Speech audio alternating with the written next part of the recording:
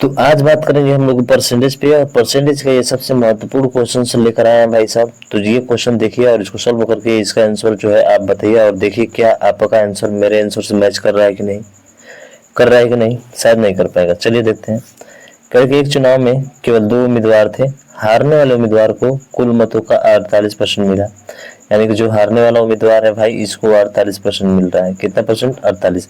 तो मैं आपसे पूछूंगा कि जो जीतने वाला होगा उसको कितना मिलेगा। आप कहेंगे सर 100 में से 48 घटा देंगे 52% मिलेगा, ठीक है।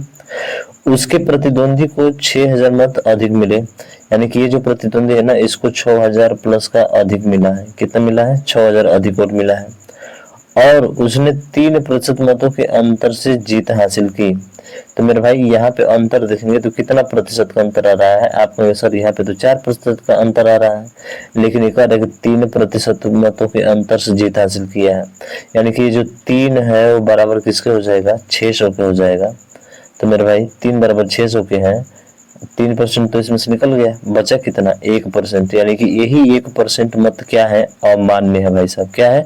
अमान्य है। तो इसी 1% का वैल्यू निकालना है, तो 3% की वैल्यू 6000 है, तो 1% की वैल्यू कितना हो जाएगी? आप कहेंगे सर 1% की वैल्यू 2000 हो जाएगी। बोले बाकी बिहारी लाल की जय, यानी कि ऑप्शन नंबर ए क्या होगा इसका राइट आंसर हो जाएगा। बात आपको समझ में आ गई क्या? हाँ सर, बिल्कुल समझ में आ गई। तो चलते हैं नेक्स्ट क्वेश्चन की तरफ, और अगला प्रश्न आपका ये रहा, इसका जवाब दीजिए।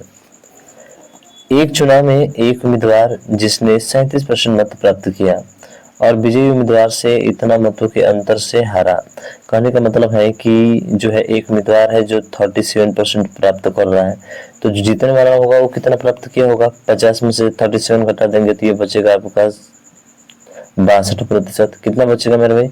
ये बचेगा आपका 62%। अरे ही नहीं बचेगा कि 63? भाई 63 बचेगा। कितना बचेगा? 63% बचेगा।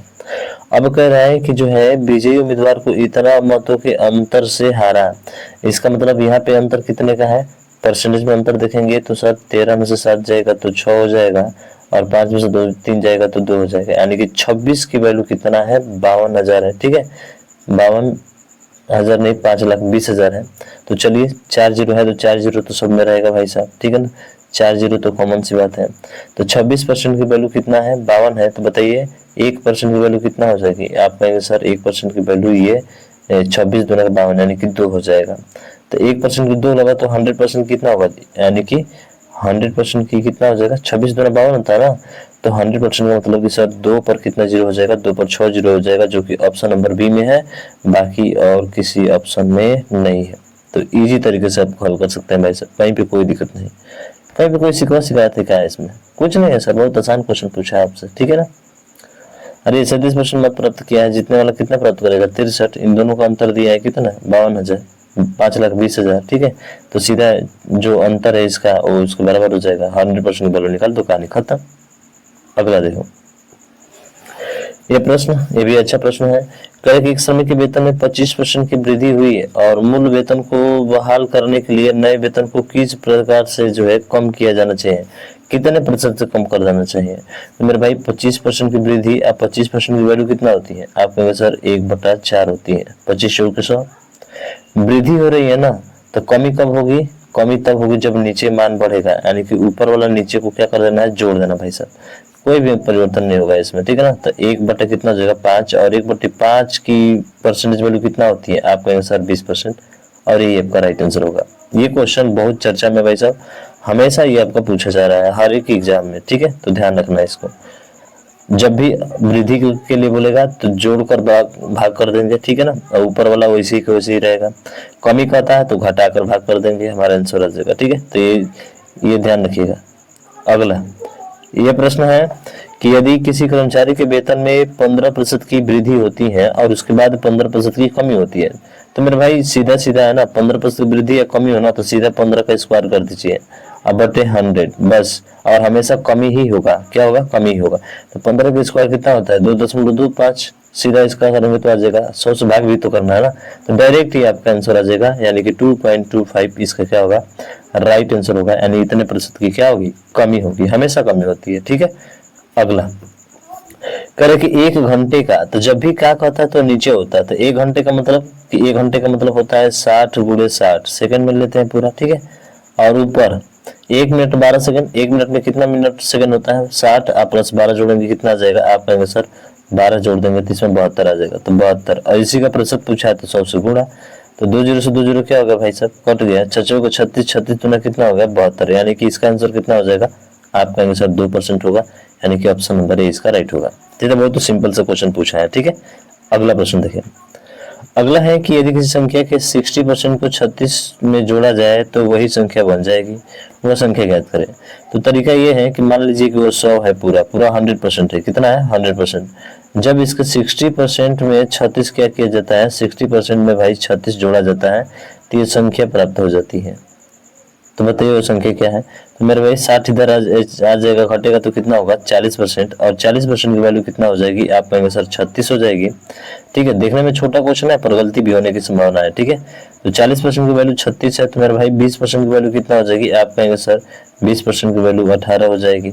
हमें तो 100% चाहिए, तो इधर भी 5 से गुणा कर दे और इधर भी 5 से गुणा कर दे, तो 18 25 कितना हो जाएगा मेरे भैया 90 हो जाएगा, यानी कि इसका राइट आंसर होगा आपका ऑप्शन नंबर ए। ठीक है, तो ऐसे भी कर सकते हैं। तो दूसरा तरीका मैं आपको बताता हूँ भाई, दूसरा तरीका भी है। तो दूसरा तरीका क्या है कि ऑप्शन के अकॉर्डिंग जाएगा। जैसे 90 का 60% निकाल दीजिए, तो 90 का 60% निकालेंगे तो कितना होगा 60/100, 2 जीरो से 2 जीरो गायब, 9 छक्के कितना हो जाएगा 54, और 54 में फिर कितना जोड़ दे 36 जोड़ दे, फिर आपको यही 90 प्राप्त हो जाएगा। देख लीजिए 6 4 10 0 5 3 8 1 90 प्राप्त हो गया ना भाई साहब, यही तो क्वेश्चन में बोला हुआ है। तो ऑप्शन के अकॉर्डिंग भी आप जा सकते हैं यहाँ पे। ठीक, अगला देखें। कह रहा है कि अरूण की आय बालना की आय की 150% है, यानी कि जो अरूण की आय है ना वो बालना की आय का कितना परसेंट है 150, तो 150 बटा कितना हो जाएगा 100 हो जाएगा। ठीक है, 0 0 कट गया, 5 दिया 15 और 5 दो के 10, यानी कि 3 बटा कितना आ गया 2। फिर आगे बोला है कि चंदू की आय अरूण की आय की। ठीक है, चंदू की जो आय है सी से लिख देते हैं, अरूण की जो आय है वो तो ए ही होगा। ठीक है, कितना परसेंट है 120, यानी कि 120 बटा कितना हो जाएगा मेरे भाई 100। 0 0 कट जाएगा, ये आ जाएगा 2 6 12 और 2 5 10। ठीक है, हमसे पूछा है कि यदि चंदू की कुल आय, ठीक है, बाला और चंदू की कुल आय जो है इतना है, तीनों की आय दिया है। ठीक है, तो चंदू की आय ज्ञात करना है। चंदू की आय का मतलब कि सर देखेंगे तो यहाँ पे ए का मान 3 है और यहाँ पे ए का मान 5 है, इसका मतलब इसमें 5 से गुणा करना पड़ेगा बराबर करने के लिए, और इसमें किससे गुणा करना पड़ेगा सर 3 से गुणा करना पड़ेगा। किससे गुणा करना पड़ेगा मेरे भाई 3 से गुणा करना पड़ेगा। बात समझ में आई आपको।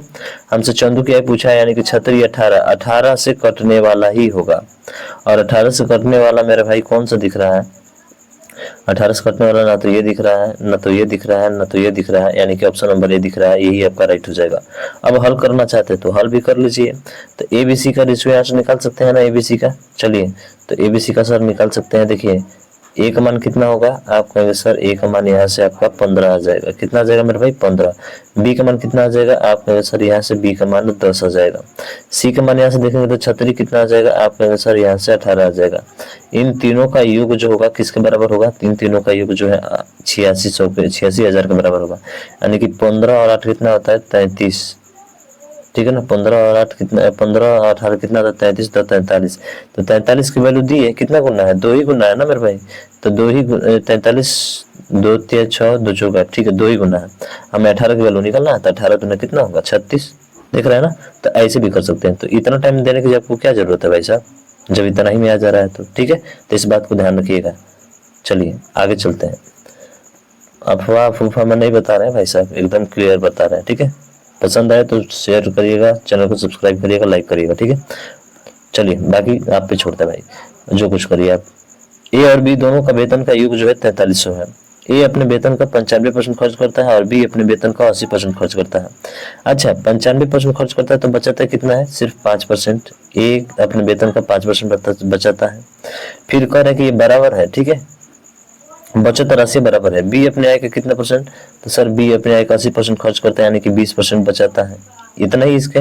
तो यहाँ से देखेंगे तो ए बटा बी बराबर कितना हो जाएगा, आप कहेंगे सर 5 के 20, यानी कि ए बटा बी बराबर आ जाएगा 4/1।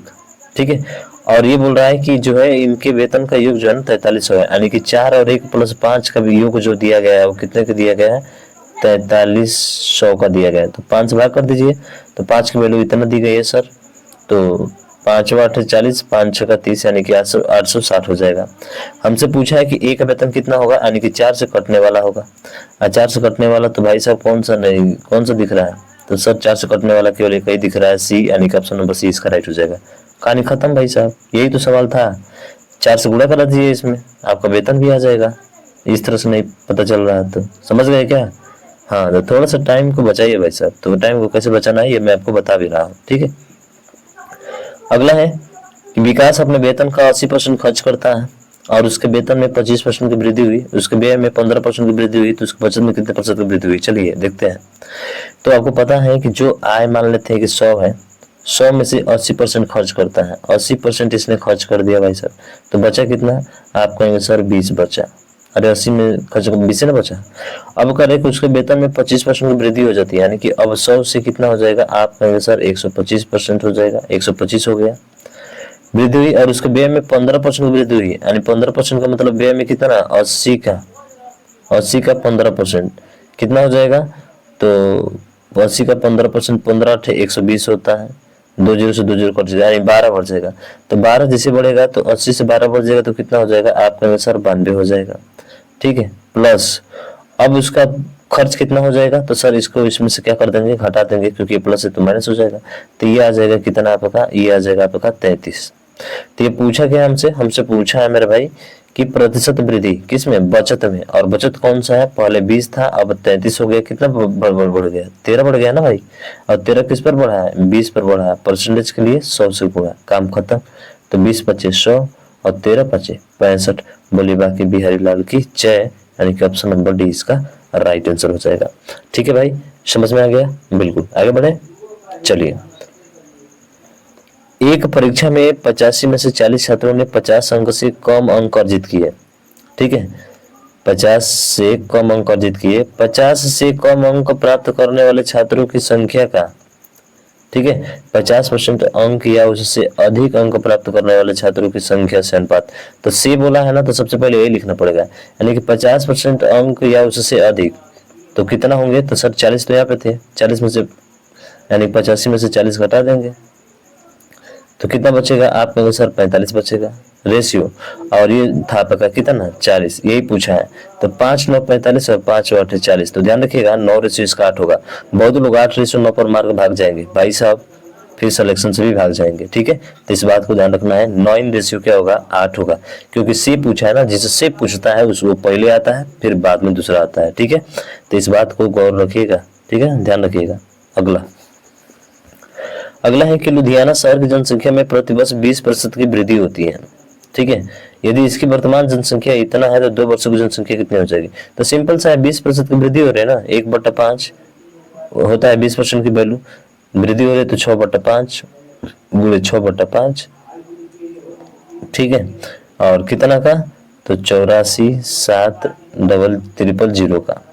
तो भैया आप क्या करिए, तो जो आप देख रहे हैं कि जो है 5 × 5 = 25 होता है और 2 0 4 बार में कट जाएगा, ठीक है, 4 बार में कट जाएगा। इसका इकाई अंक चेक कर सकते हैं, जैसे 4 7 28 का 8 हो जाएगा। अच्छा, 6 × 36 का 6 हो जाएगा ना। 6 × 48 का क्या आना चाहिए? इकाई अंक 8 आना चाहिए, जो कि ऑप्शन नंबर सी में सी इसका क्या होगा? राइट आंसर हो जाएगा। तो ऐसे दिमाग लगाकर भाई साहब विद इन सेकेंड में चुटकी में उड़ा सकते हैं इसको। समझ में आया क्या? अरे जब देख रहे हैं कि सबका इकाई अंक अलग अलग है तो क्या दिक्कत है भाई? खत्म करो ना उसे खत्म तो करो। बात समझ में आ गई आपको? बताइए मेरे भाई, बात समझ में आ गई क्या? बिल्कुल सर, समझ में आ गई कि इकाई अंक 8 होगा, लेकिन गलत हो सकता है भाई। 1 0 यहाँ पे बचा हुआ है, ये दिख नहीं रहा था, ठीक है। तो ये वाला नहीं होगा, 1 0 होना चाहिए और 8 होना चाहिए, ठीक है। तो ऑप्शन नंबर डी इसका राइट होगा, ठीक है, क्योंकि 1 0 बचा है ना भाई साहब। हाँ, ये भी ध्यान रखना है, 1 0 बचा हुआ है यार, ठीक है। तो इसका राइट आंसर होगा आपका ऑप्शन नंबर डी, ठीक। अगला, एक शहर की जनसंख्या प्रतिवर्ष 10% की वृद्धि होती है। वर्तमान में इसकी जनसंख्या 1331। सभी को पता है सर, ये 10 का क्यूब है और ये 13 का क्यूब है। कितना वर्ष में बढ़ा सर? 3 वर्ष में बढ़ा। 11 का क्यूब है, ठीक है, 3 वर्ष। तो ऑप्शन नंबर ए इसका राइट हो जाएगा। तो सीधा है भाई साहब। अगला, लुधियाना शहर की जनसंख्या है 20%। ये तो बात किए थे ना हम, कितना था? 12 19 680। समझ में आया क्या? बिल्कुल सर समझ में आ गया, कहीं पे कोई दिक्कत नहीं है। तो मेरे भाई प्लीज़ इस वीडियो को ज़्यादा से ज़्यादा शेयर करिएगा, और अभी तक चैनल को सब्सक्राइब नहीं किया सब्सक्राइब कर बेल आइकन को जरूर दबाएगा, ताकि जो भी वीडियो अपलोड होगा उसका नोटिफिकेशन आपको मिल जाएगा। मिलते हैं नेक्स्ट वीडियो में, तब तक ले जय हिंद, जय भारत।